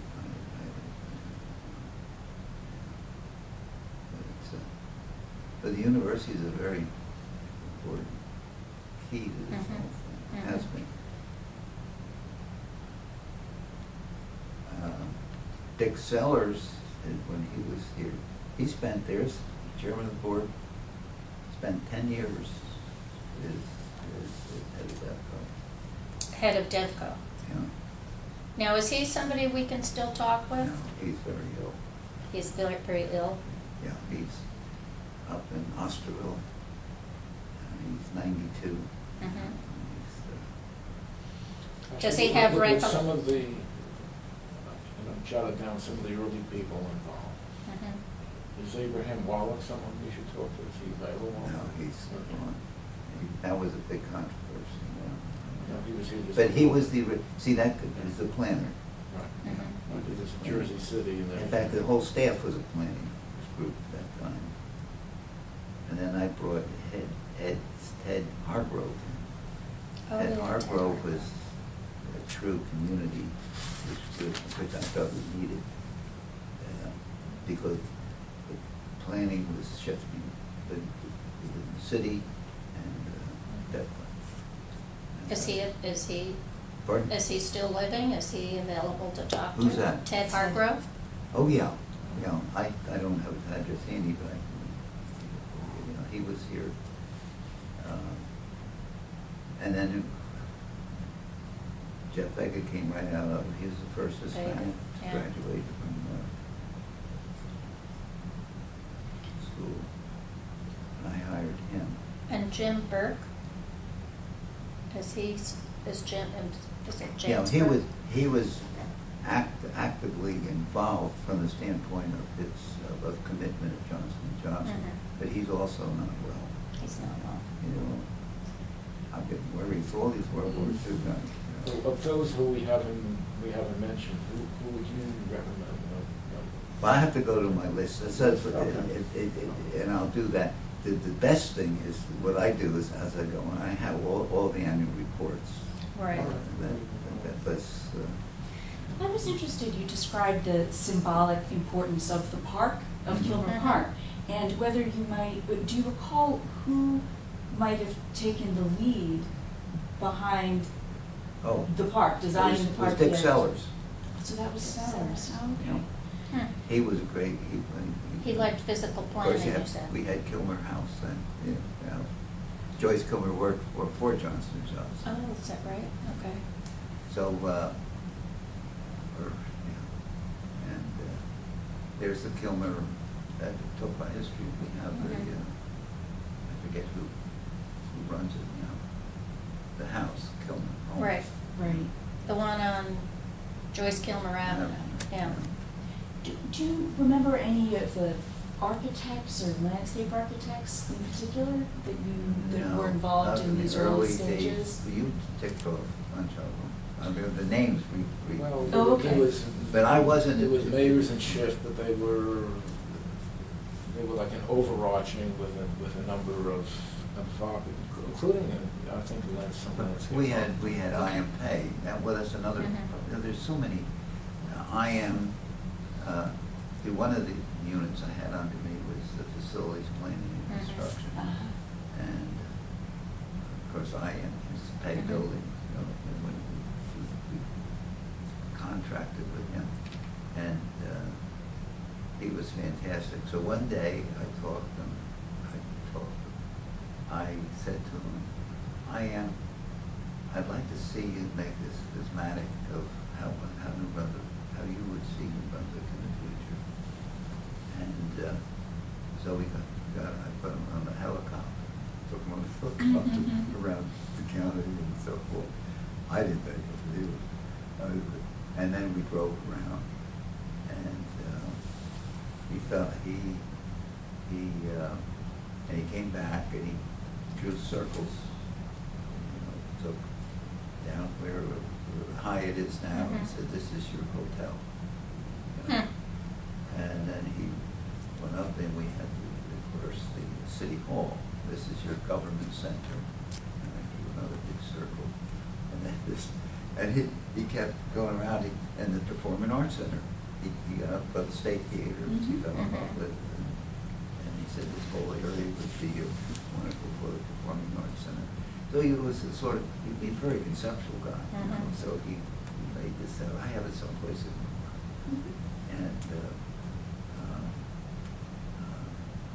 and was helpful in. And then we used him to.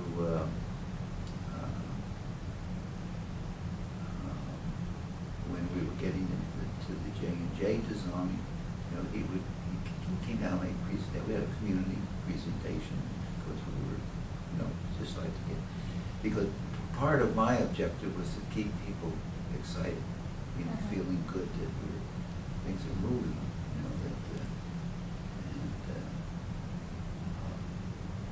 the polls will show over all of the years, of course, the physical improvements are always high. Because people can see it. And the social, on the other side, is a little more difficult because you can't see it all. It's a matter of watching trends and or their attitude toward certain institutions. John, going back to the landscape architecture question, I remember many years ago there was that old PSE&G building or whatever it was. Public service. Public service, and Haas, the painter, had that big trompe-l'oeil painting on the side of the building. Oh, yeah. And then it made you feel like if you were walking have a down the picture. sideway, you could walk right Oh, yeah. through the Well, arches. we had a couple people Right. on bicycles that went right into the wall.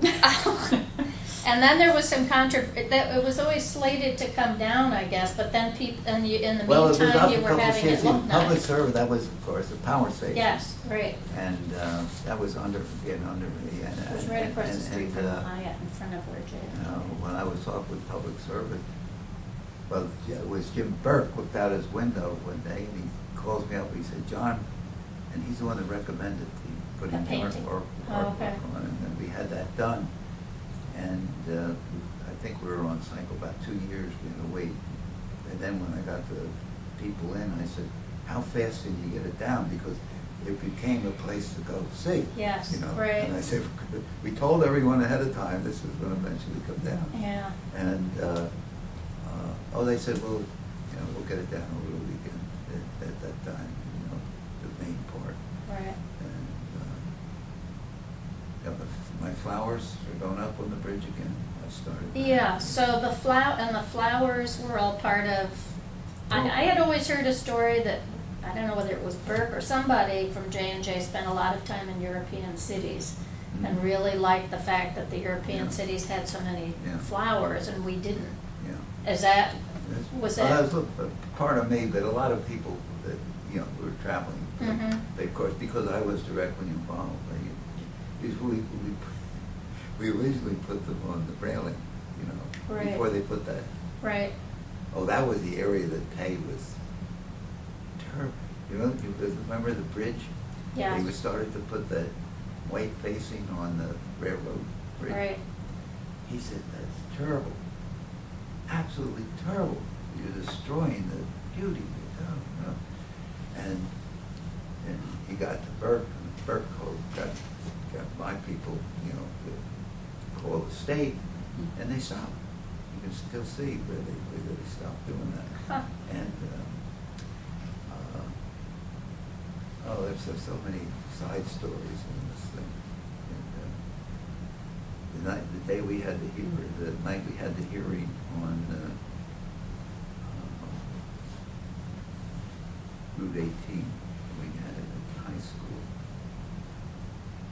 and I was to be one of the speakers of the union. We had everybody lined up as to why we needed this. We needed the Route 17. And of course, they knew who he was, and the guy comes up to me and he said, "Oh, Mr. Heldrich, don't worry, you'll be." Said they go to the public speakers first, you know. He said, "You're close to the top." He said, "You'll be able to leave whenever you're ready." Well, I ended up. It was just they had this hearing, you know. I think there were 20 people left. I was still sitting there. So I got up and I said, "I'm going to give my talk anyhow," which I did. So I got some publicity about that. Not that I planned it, but it was, I mean, there's so many big things that came out of some crazy ways. I mean, it was, my wife, of course, Regina, got the first flower show at the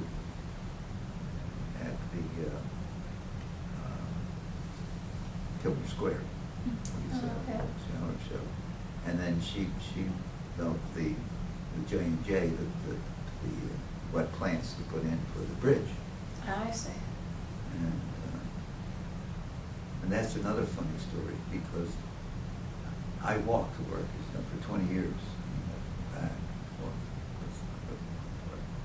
And so when we put them up, originally along the railings, they'd be pulled up at night. Kids would pull them up, Oh, and so right. forth. So then we got a permission from the state to hang you know, hang them up. But I only did it on one side, the side I walked on. And that was a much more attractive bridge than the one that's there now. Yeah. It used to be an older bridge with nice railings. Oh, yeah. Well, they put those so people don't jump over. I mean, it's another law. But, Iron Pay was fun. He said, "Why do we got these things blocking this beautiful bridge and so forth?" I said, "Well, because people may jump in." He said, "If they want to jump in, let them jump in." Right.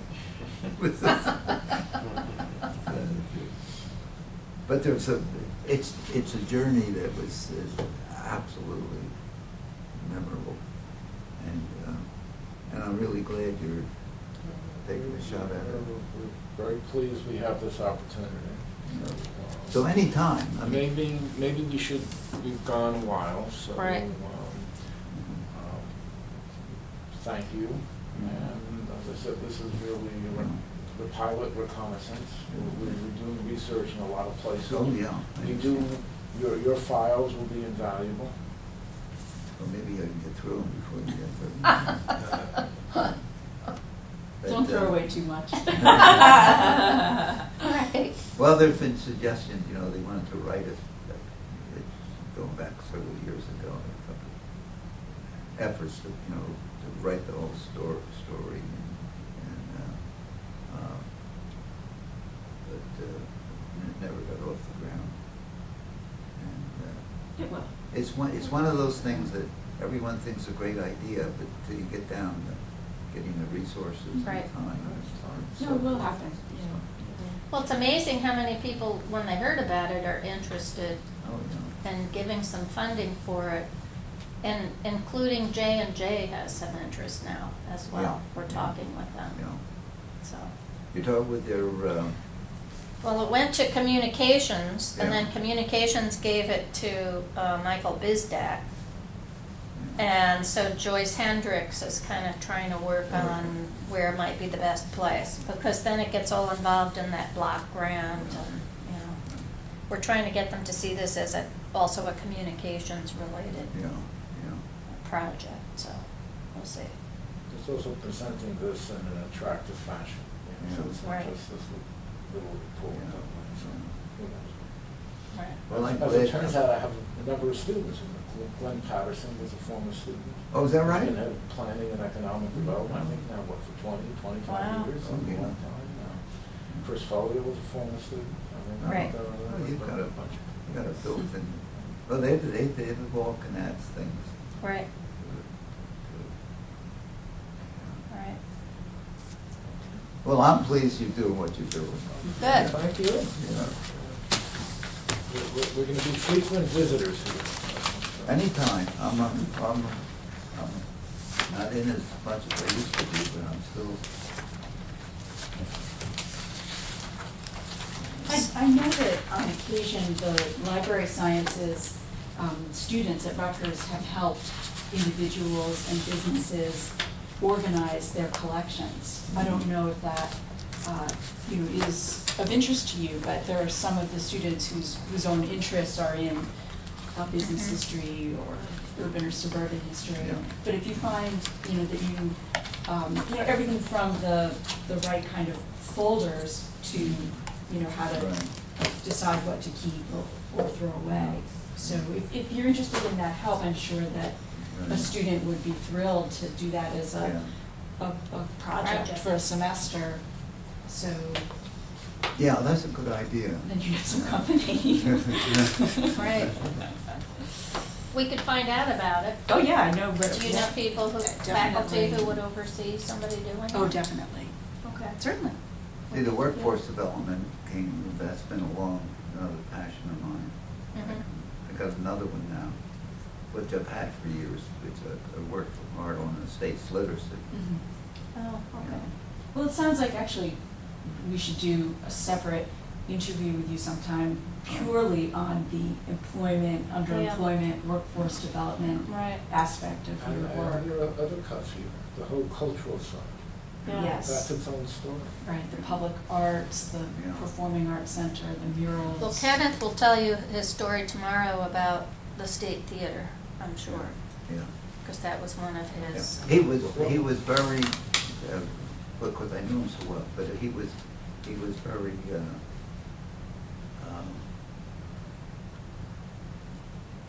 good at identifying very legitimate concerns that could have been, Right. mistakenly done Right. without this. Right. So, I know that was a survey we did, I think about 25 years ago. We spoke to shoppers and asked, their zip codes. So at that point, retail in New Brunswick was almost all local. The Right. contrast was the attendees to the State Theater, Right. which was a huge swatch. Mhm. And actually, in terms of economic functions, culture is important. What is the economic function of a post-industrial city? Well, culture is important. Oh. Health services are important.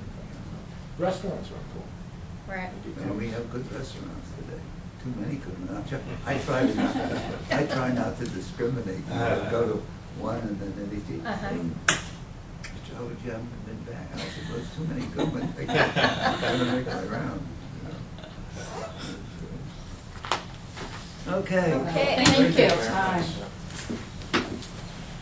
Yes, I think it's going to take us just a few minutes Yeah, to to take those disassemble. down. I'll let you deal with this one too. And put these away. You should take a look at the drawings and the picture of John out inside of his office here. Right Oh, outside that- in the oh, hallway, yeah. yeah. Yeah, I didn't put that up. That just stopped. Okay, now I have to turn it off, right? Which is, if I have it correctly here.